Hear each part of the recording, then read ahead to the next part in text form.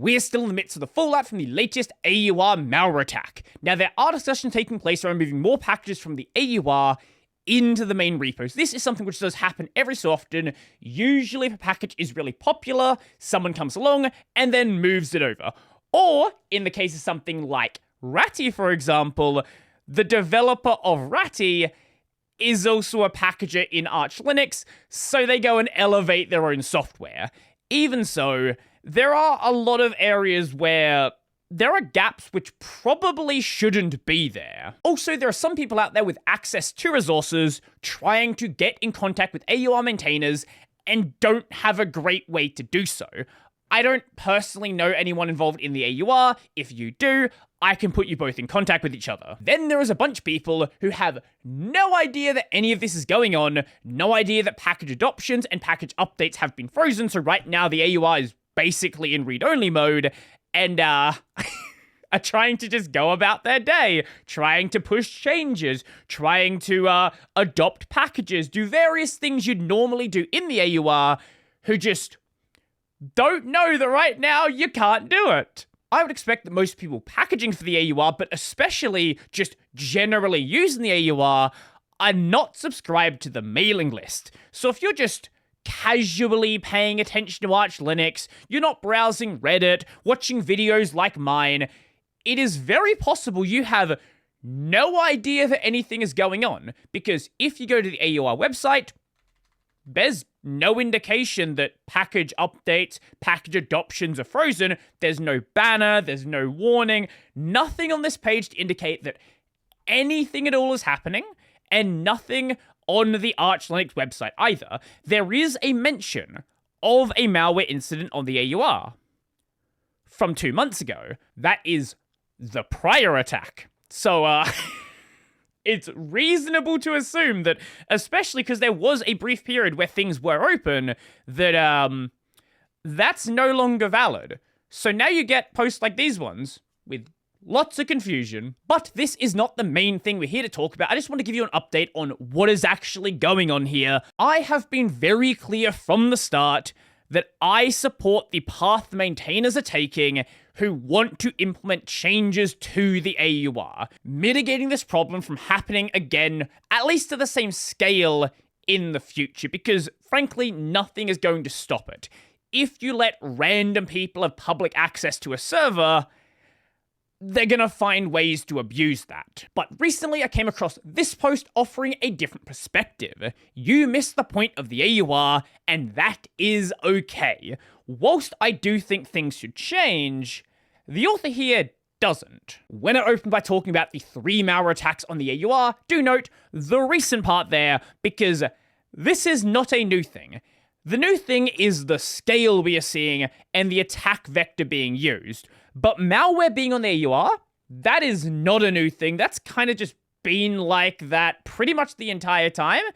What we're seeing now, though, where thousands of packages are being found at once, that's a little bit different. But this is the main reason why the chaotic AUR, which is basically like a filtered version of the AUR, which goes and compiles things for you, has a trusted maintainer system now where they go and review packages and make sure the things that they are shipping are actually safe. A lot of people just don't realize how the AUR works in the first place, which I don't blame them. AUR help is treated as an extension of the extra repo, but is just like a random script from a stranger. But is that really the Arch Linux maintainer's fault? I do agree on this point with AUR helpers. At the very least, Peru and Yay are separate tools from Pacman. With that being said, I know a lot of people do use them to also maintain their system packages. For me, I do system stuff with Pacman, AUR stuff with Peru. All Peru and Yay are doing is just automating the manual steps you would do. It is pulling down the package build, it is running make package, it is installing the package, and that's pretty much it. There's nothing special happening there. Yes, it does do things like make it easier to find things and tab completion and various things like that, but there's nothing special about these tools. But if you do treat them as if it's just one thing, and a lot of people do, especially when it comes to the graphical tools like PAMAC. If you are using a GUI package manager interface, and you're just downloading things from Flatpak and from the AUR and snaps and from regular repos and all these different places and not really thinking about the source it's coming from, like, that can get really dangerous really quickly. I personally don't use a graphical package manager interface, and I don't tend to recommend them to people either. If you know what you're doing, if you're an experienced user, you know where things are coming from, I think it is totally fine. If you don't, especially if you have things like the AUR enabled, I would highly recommend against doing it, unless you're going to pay extreme attention to what you're installing. Checking the package builds in your browser or something else like that, not just blindly installing AUR packages. This is a risk which saves you like 5 seconds of time typing out a command, which I do not think is worth it. If you read the official documentation on Arch Linux Wiki, this distribution follows the KISS principle. This is keep it simple stupid. There are variations of it like keep it stupidly simple, keep it super simple. Turns out there's a lot of S words which fit in perfectly with this acronym. Everything about Arch Linux is about simplicity. It doesn't have a graphical installation utility, it has packages with minimal patches, the distribution expects you to do everything manually or simpler. I wouldn't say manually, we're not doing something like a Gentoo or even worse, an LFS, but manual compared to something like Ubuntu or Fedora, where you don't have a lot of those basic packages just installed for you. The AUR is about this too. You just upload a bash script that builds the package, it doesn't have a review system, malware analysis, fully automatic installation, it just hosts user-made scripts with comments and votes, which is why the AUR is so stupidly powerful. Yes, in case you didn't know, a package build basically is just a bash script. As an example, this is a simple one for a project called Toffee.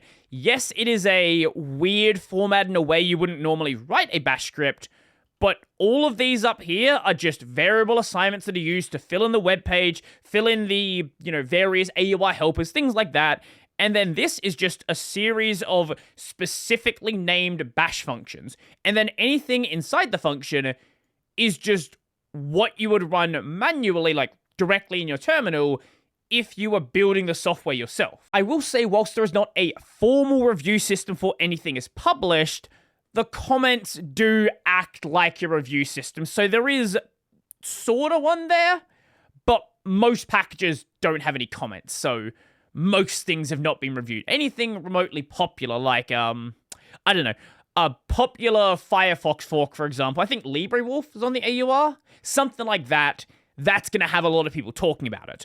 But if it's some, random printer driver from 13 years ago, probably not.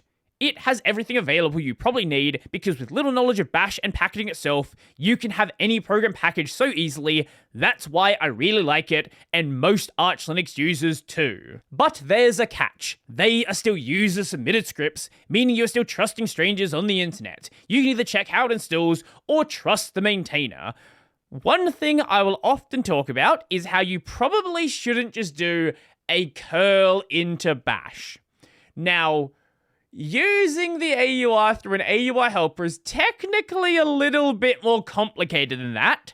However, it is effectively how it works. You're using a tool to download a script. A lot of people are just not reading that script and then automatically running it on their system, because a package build, again, is a bash script. It's not like a minimal set of bash where only certain commands can be run. You can run RM here.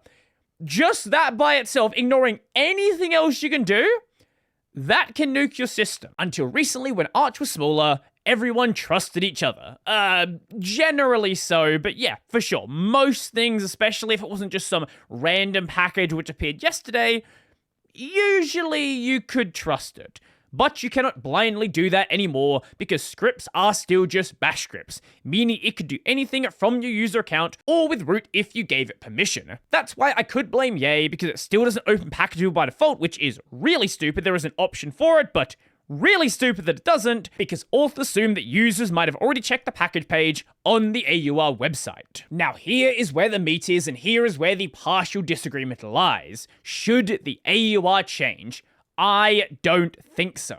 When the AUR is designed that way, it is simple and straightforward. This simplicity allows the AUR to be so powerful in the right hands, but we need to understand how it actually works, otherwise you're accepting the malware risk that a lot of news has already covered. This is not the fault of the AUR itself, because it is designed to be that way, otherwise you wouldn't have such a massive list of packages that the AUR has. Now this bit right here, it's not the fault of the AUR, because it is designed to be that way. This is a point I fundamentally disagree on. If I design a car where the brakes don't work over 60 kilometers an hour, like, like, you just apply this metaphor to any other situation, that would be my fault because I designed brakes that don't work. How to make the AUR safer for you, and now we are back to agreements. There's many ways to prematurely avoid issues with malware. The simplest one is to just check what the AUR package actually does in the package build. Go and read the file. Is anything here weird? Is it doing things that make sense to build the software? Is it running random things that don't make any sense? Or is everything here pretty normal? In this case, exceedingly normal. Go and look at the way the software is said to be built on whatever repo they're using. Have a look at the README. Usually it's explained there. If it diverges greatly from the actual explanation, there might be something off here. Many malware campaigns have targeted this file, like adding curl into bash lines, or obfuscated strings, or random dependencies. An ordinary package build has the following. Source is always pointing to upstream source code tarball, or pulls upstream git repository. Checks, install, prepares all required prerequisites, or applying patches using prepare, builds the program according to the building instruction on upstream in the build function, and installs the files in correct directories using install or mv/cp commands in the package function. Usually when upstream building instructions are not followed from upstream in the package build, that is usually a red flag. You should check what dependencies this package tries to pull, otherwise there's a risk that this dependency is not required and actually is a malware payload. If you ever see this, run! There is almost never a situation that something should be base 64 encoded or any other sort of encoding. Now, most people now realize that this is something that even just like very tech illiterate people are gonna see like a weird string where like, that's weird. Like that's strange, and like ask a question about it. So usually nowadays you don't see this one. It used to be very common though. The package can also contain a .install file that executes command after install, upgrade, remove stages. Make sure to check this file as well. So it might not be in the main package build, but these are hooks that are run, before install, after upgrade, after removal, and those can do just as much damage because once again, they are also just a bash script. None of this here is bad advice. In fact, even if changes do happen, all of this stuff that is being said here should still be followed. Maybe you can skip it if you know the maintainer, you can trust them, you know that they are doing good work. Even then, I wouldn't necessarily immediately trust it because what if, there is a account compromise, things like that. But if you are trusting your distro maintainers, there's not really anything different with trusting them and trusting a random packager, right? Like if you know they do good work, then it's okay to trust them. And if you don't trust your distro maintainers, why are you using your distro, right? Like, there is some sort of implicit trust that is there, so I don't think there's anything wrong with trusting individual AUR maintainers as well. The system as a whole, not so much. At the same time, I don't think just leaving it up to the individual users is the right course of action either. I don't like it as much as the next person, but we no longer exist on the early internet anymore. The internet isn't this new exciting technology. There's been an entire generation of people that have grown up with the internet from the day they were born. This is established tech now. There was a time out there. It was a long time ago, but there was a time where major websites had free, unrestricted API access. That idea now is ludicrous. But this did exist for a long time with basically no problems.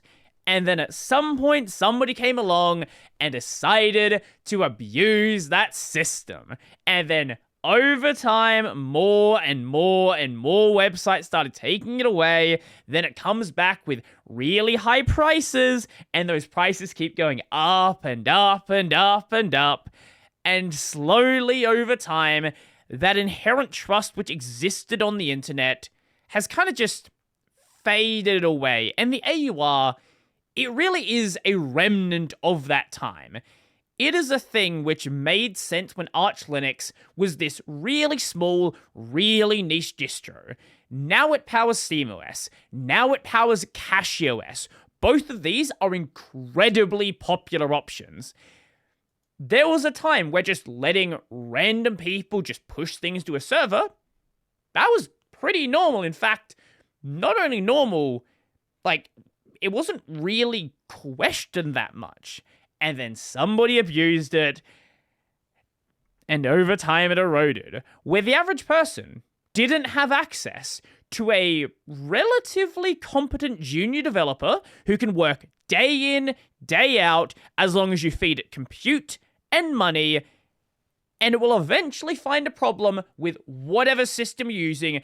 It'll go and abuse whatever system you want. We can talk about script kiddies. Script kiddies now, assuming they have a little bit of money, can just dump all of it into an AI system and do so much more damage than was ever possible. And yeah, don't get me wrong, there were absolutely problems on the early internet as well. We all remember browser pop-ups before every browser came together and was like, hey, maybe these should be blocked by default. They don't exactly serve a, healthy purpose. We all remember things like LimeWire and downloading an exe that was pretending to be an MP3. We all remember browser toolbars.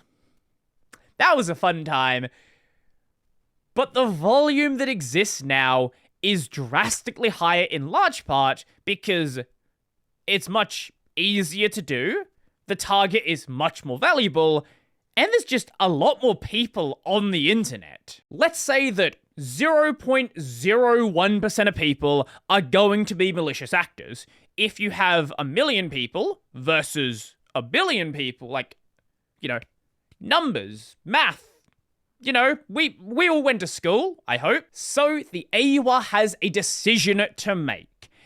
If they're going to host a bunch of malware and then run around trying to remove it constantly based on user reports or whatever testing maintainers are personally, individually doing, or fundamentally change how the AUR is going to work, how it works getting software onto the AUR, updating software, whether or not the idea of adopting packages is even like a good idea in the first place. This is something the AUR is going to have to deal with. As I was editing this, turns out something is actually happening. SSH and Git push access is re-enabled along with adoption. Registrations remain closed for now. However, package adoption now requires review. Adopting an orphan, whether from the web interface or from the CLI, files an adoption request rather than transferring maintainership immediately. A package maintainer must grant it. Only one request can be pending per package base, and requests nobody acts on are rejected after 14 days. Most real users are unaffected, but unverified accounts are sent a warning after 7 days and removed after 14. Verifying your address at any time stops this. And this cleanup is preparation for further changes for fighting malicious and spam accounts. This right here is the thing that had to happen. Whilst it is going to be a lot of work initially to change something, that's a lot of work, which is going to save 10 times more work over the next year. If this is just the reputation that Arch Linux is going to have, where Arch Linux every month or so just has a big malware attack, shuts down the AUR, like, that's not good for anyone. That's not good for the project. That's not good for SteamOS, which relies on it. CachyOS, which relies on it. Obviously, they don't need the AUR, but if the AUR is doing badly, that also hurts the reputation of the main project as well, and I don't want that. I like the project. I want it to do well. But at the rate we're going, like, I don't know what's going to happen here. So, with all that being said, let me know your thoughts down below. If you like the video, actually, yeah, let me know what distro do you use and how do you feel about everything going on. So, if you like the video, go like the video, go subscribe as well, go hype if you're on mobile, and if you really like the video and you want to become one of these amazing people over here, check out my Patreon, subscribe to LiberaPay, linked in the description down below. That's going to be it for me, and where is the point?